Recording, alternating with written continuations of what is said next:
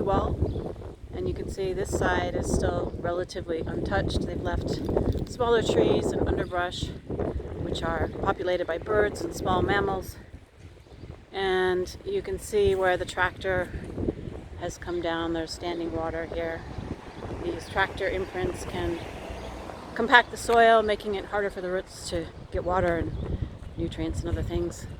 This birch tree a few years ago has been crown raised. You can see all the older knobs where the branches were.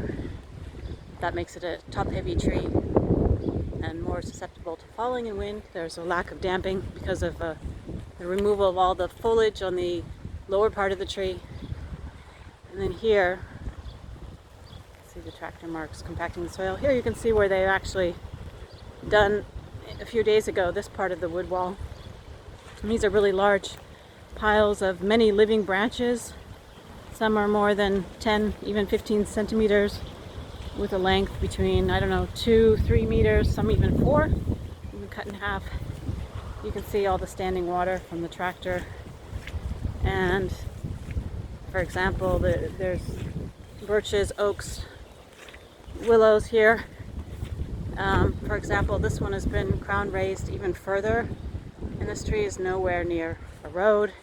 It's on a grass side. It's important to keep branches in the lower 2/3 of the tree for stability, but simply just to enable photosynthesis, not only at the ends of the branches. Here this branch has been gutted, all the interior branches are removed. It makes it top heavy at the end of the branch, what they call lion's tailing. And that's just completely unnecessary, and not only that, it's actually damaging for the tree's health. So this is costing taxpayers money. It's using these large machines which use diesel. It's costing money for the laborers, and it's really not adding anything. If anything, it's reducing the lifespans of these trees by many decades. And they're just coming into the stage in their lives when they're the most important, most valuable. They're now able to sequester more carbon and other pollutions than they would have when they were younger. I mean, these trees are completely bare here.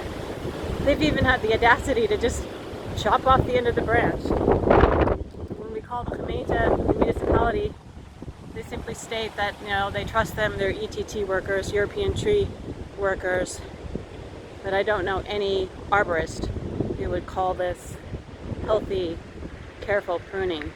This is just vandalism. And here you can see on these trees where they bring in these lawnmowers every week. They're these little carts, and they bump into the trunks of the trees, which damages the bark. So this is just really not going well in Haren. We've complained dozens of times. There's denial. There's a refusal to come and look. There's a refusal to make a change.